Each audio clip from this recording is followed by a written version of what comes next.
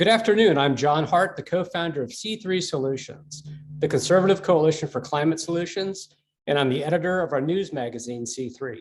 Welcome to another edition of Right Voices, our video and podcast interview series, where we interview conservative leaders and highlight ideas in the climate debate. Today, we're honored to be joined by Representative Mariannette Miller-Meeks, who is serving in her first term as the representative of Iowa's 2nd Congressional District. Congresswoman Miller-Meeks worked for most of her life as a nurse and a doctor before entering politics. She now serves on the House committees on Homeland Security, Veterans Affairs, and Education and Labor. Congresswoman, welcome. Well, thank you so much, John. How are you this afternoon? I'm doing great. Yeah, thanks for joining us. So this is an interesting, issue space for conservatives. I worked on the Hill for years. We've talked at various times. And, a lot of people in the conservative movement view the whole climate debate with skepticism, and I would say rightfully so, and I would assume you'd agree with that. But you've joined a conservative climate caucus. Tell us why you decided to join that caucus and why you think it's important for conservatives to offer ideas and solutions in what's a very controversial and important area of debate. Well, John, thank you so much for that. And I have children and I'm hoping to have grandchildren soon. And I have also nieces and nephews. And for them, this topic is a very important topic. So as a scientist, as a physician, certainly was interested in climate and conservation. We have land that we're conserving that, a lot of wildlife habitat is on our particular property. And my husband thru-hiked the Appalachian Trail with our daughter in 2017, and then he thru-hiked it again alone in 2019. So that opened up for us a whole new world of the outdoors. So then as I progressed and became a state senator in 2018, I had a lot of conversations, and I just didn't feel that conservatives or Republicans talked about climate or energy in the right manner. In order to bring people towards us, first and foremost, we all want to leave a healthier, cleaner planet for our children and our grandchildren. Let's start with that. We all want to leave a cleaner, healthier planet. The real question is, how can we do that in a way that doesn't disadvantage us economically in a global economic environment? So I think those things go hand in hand. We know that the demand for energy is increasing over the next decade. We know that a variety of energy sources are going to be necessary depending upon the different states. And so for me, I started becoming interested in energy as a state senator, given my husband's and my daughter's excursions on the Appalachian Trail. I was answering these questions on a state level, talking with the Sierra Club, talking with the Citizens Climate Lobby. And so it was a very natural progression for me when I was sworn in to join the Conservative Climate Caucus. I think farmers, and I represent a lot of rural and agricultural economies here in Iowa, farmers are the original conservationists. We have a lot to say about protecting the land, making sure it can continue to be viable in the future, and also protecting our waterways. I represent a lot of people who hunt and who fish and who create habitat. And so it was just very natural for me to want to join this group of people that's interested in having energy solutions and conservative energy solutions, but also protecting the environment. That's right. And how have your constituents responded to that? Do they bring this up in town hall meetings? Do they stop you or just ask you, what are your ideas in this space? Yeah, it was interesting because one of the largest subcommittee hearings when I was a state senator, it was not my subcommittee hearing, it was in natural resources. And it was looking at land conservation and how tax dollars and grant dollars are used. And it was, everybody in all parts of the political spectrum were there. So hunters, people who fish, people who farm, and then people on the far left also there who want to push more radical environmental policies. So it has been an interesting progression. I mean, Iowa has a great story to tell. So we're a state that without a mandate, without an emission requirement, under the guidance of our terrific Governor Reynolds and before her Governor Branstad, we're a state that has 50% of its energy from renewables. So that can be ethanol, biodiesel, biomass, manure through digesters, cover crops, and then we have wind and solar. We had a nuclear power plant until just a year and a half ago that helped supply electricity during the 2008 floods to the Cedar Rapids area. So we have this great story to tell. 50% of our electricity is from wind, and we're a net exporter of energy. So when you look at one little state that's considered a flyover state and what it has been able to achieve without a mandate, without an emission requirement, but doing because we want to protect the environment. We want to make sure that we can meet the increasing energy demands without sky-high electricity prices.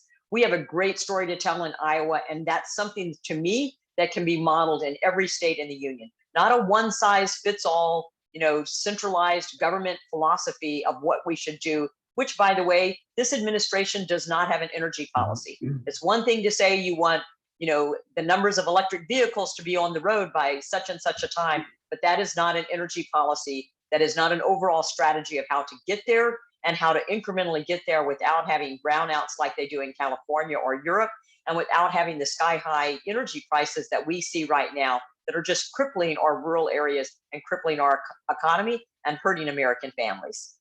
That's right. And, it's always grating on me. I don't know if it is on you when you hear Democrats, particularly Chuck Schumer, talks about a whole of government response. And to me, that seems incredibly myopic, because what we need, and what I grew up in Kansas, so I'm very sensitive to the flyover country, attack. So I understand that. I'm now in Maryland. I'll talk more about that in a minute. But this whole idea that we need a whole of government response misses the point that we need a whole of society. We need bottom-up solutions, not top-down mandates.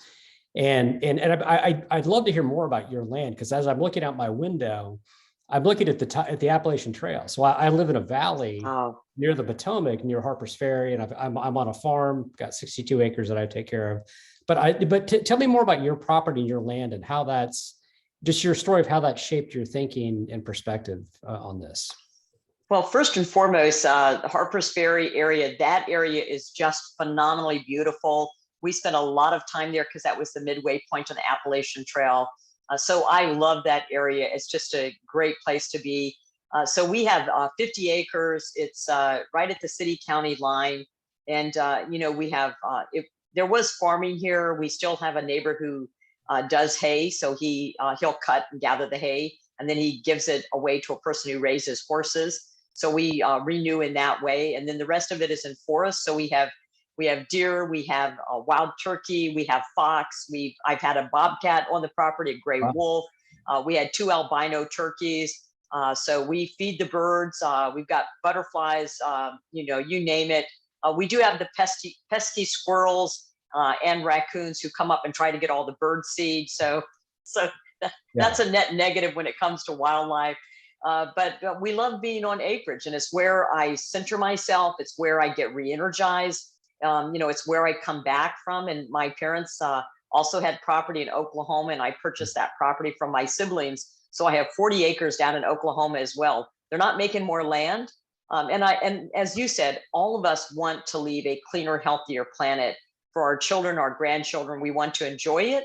But to say that there's not innovation, that we only need to have a whole of government response, totally misses the boat. It misses the boat on innovation. It misses the boat on conservation. It was, Congressman Bruce Westerman who did the Trillion Trees initiative, and there's no better source of capturing carbon than trees. And the left totally neglects the wildfires, which are because of due to lack of proper forest management, and how much is released into the environment in the air when wildfires ensue. So, we have a great story to tell. I think innovation, allowing solutions within all 50 states, having the flexibility of states to determine what works best for them, and also, to have a government that will allow us to utilize our own natural resources in this country, of which we have an abundance. What you don't hear the left or this administration talk about, or the radical environmentalist, is the fact that there is a huge environmental cost to making solar panels in China. So they have bad environmental practices, bad mining practices, they have slave labor practices. And also no one talks about what's the net result when a solar panel loses its, finishes its lifespan, loses its life, or wind turbines or wind blades, those go into a landfill. So we're not even talking about the environmental impact of production of wind and solar, or disposal of them when they have finished their lifespan. And all of that comes into the environmental mix. but you don't hear that touted. So I think what Republicans and what conservationists have to bring to the table when it comes to climate and the environment and energy is extraordinarily important.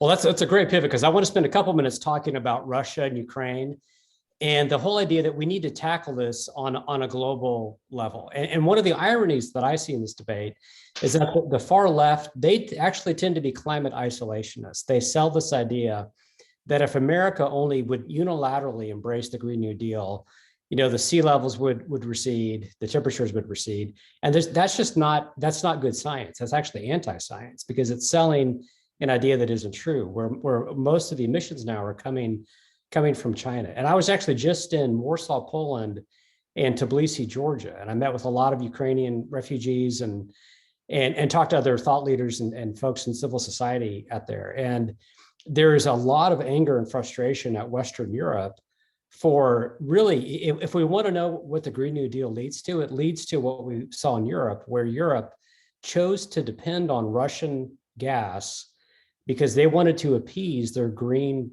progressive base, particularly in countries like Germany. And that was a disaster. It's, only Putin's responsible for what he did. But of all the extra factors, one of the leading factors, I think, was bad climate policy.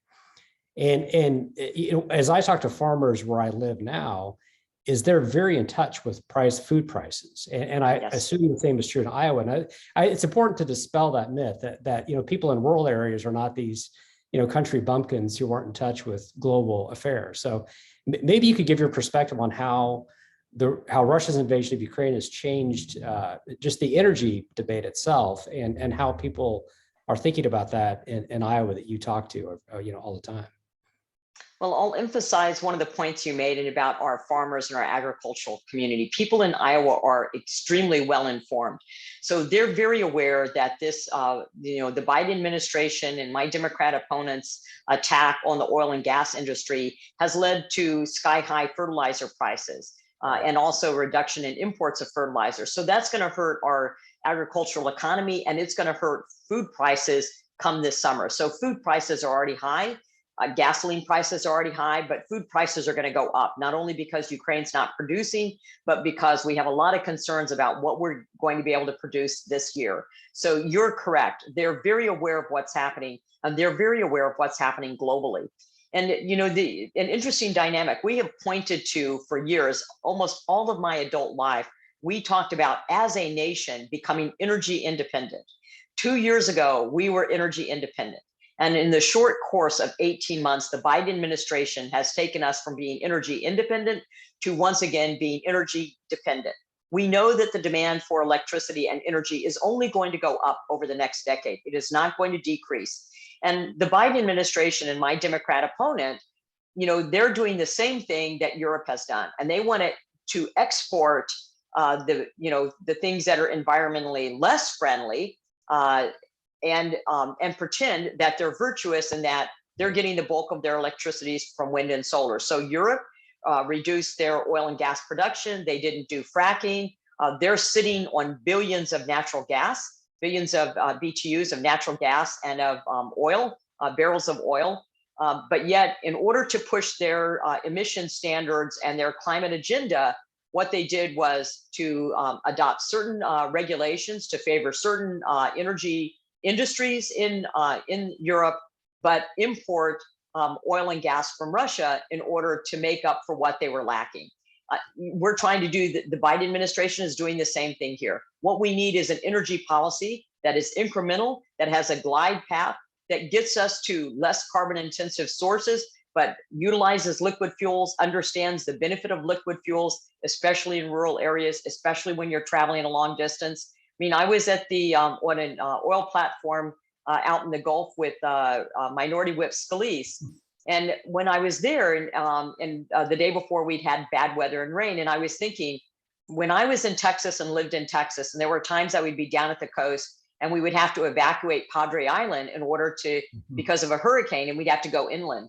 Can you imagine being in an electric vehicle when you're having to evacuate the coast and you've got, 3-hour drive in an electric vehicle? You would be stuck. You would not be able to evacuate. So, this idea that a one size fits all government policy is what we need, I think is very myopic. And I'm an ophthalmologist, so I can say that with veracity, that it is a very myopic policy. Yeah, you're I'm going to give very you, credible. I'll give you another example, and it's one of the things I've shared with when I'm at college campuses. So if you think of right now, in 2020, there were 286 million passenger vehicles on the road in the United States. So I'm going to extrapolate and say there's probably about 300 million on the road now. So that's passenger vehicles, motorcycles, and light trucks. In order to charge a vehicle to get 100 miles, it takes 30 kilowatt hours. So the math is not hard. 300 million by 30 kilowatt hours, you're talking 9 trillion kilowatt hours. You cannot produce 9 trillion kilowatt hours with wind and solar. Plus, we don't have the storage capacity. But think about that. That amount of kilowatt hours just for transportation, and that's just the passenger vehicles. Right. It is not feasible. It cannot be done. And we need to acknowledge that and then move on to a strategy that is specific to states, that's flexible, that's incremental, that does not lead to harm us economically to compete on a global economic environment, and does not cause rolling blackouts, because I don't think that people in Iowa are going to accept what people in California have done. Right, or subsidizing other vehicles. By the way, that's another problem. But what I'm hearing you say is really an argument for energy diversification, or an all of the above strategy, where I think what the left does is they have an everything but fossil fuels, or everything but nuclear, whatever their base doesn't like is their position. And everything but natural gas, which has no carbon emissions. Yeah, and a quick aside on that is one of the points I made in Poland is that Putin, actually, Russia financed anti-fracking campaigns in Europe to increase dependency on his product. So it's totally irrational to not make use of our own sources. And energy independence and security really go hand in hand. And you made a really important point about shifting from purely renewables, and that raises all kinds of other problems, because just as it's irrational to get totally away from fossil fuels, natural gas, we can't go to fully renewable sources because China owns the supply chains. Yeah. For example, in solar, 9 of the 10 companies that make solar panels are in China. Our critical minerals are important. All of the things you just mentioned about electric vehicles, you also have the compounding problem that to make those batteries, you need minerals that our own government makes it hard to access. So I guess, what are your thoughts, assuming that Republicans take control of the House, are critical minerals one of the issues you want to tackle? And what are some of the other goals you have looking forward to the next Congress? Well, that's a great segue, and thank you. Yes, we want to attack critical minerals. So whether they're the rare earth elements, the copper, the cobalt, we have those minerals here within the United States. They've been trying to get the permitting process for the Duluth mine in Minnesota, which has one of the largest copper reserves. And the Biden administration continues to put the stomps on that. And, I don't think people understand the amount of money it takes and the capital that you have to reserve year over year in order to try to mine or to, produce ethanol or biodiesel or oil and gas. It's tremendously capital intensive. And when, an administration and the left sends a signal that they're not going to support those industries, that it really hurts us on our energy independence and also our energy generation. So, using our own natural resources is tremendously important. Allowing innovation to go forward to find what's going to be the source of energy. How do we have battery storage? No one's talking about hydrogen and the benefits of hydrogen and hydrogen fuel cells and how those can help reduce carbon emissions. Nuclear, the 4th and 5th generation reactors that are smaller reactors that are safer and may also be able to be portable, which is going to be important for our military. So I think we've got a variety of things that we need to look at, we need to address legislatively. I'm a co-sponsor on the Emissions Act, which will boost carbon capture tax credits. That's going to be important both for industry, manufacturing, and for agriculture, also for our power plants. We're looking at, in Iowa, they're looking at doing pipelines to capture the CO2 that comes from ethanol production. that will actually make it carbon negative. And then piping that into geological formations where it's captured. It works. It's not pie in the sky. It's not research. It's actually working. We have biochar, which is concentrated carbon capture through pressurized pyrolysis.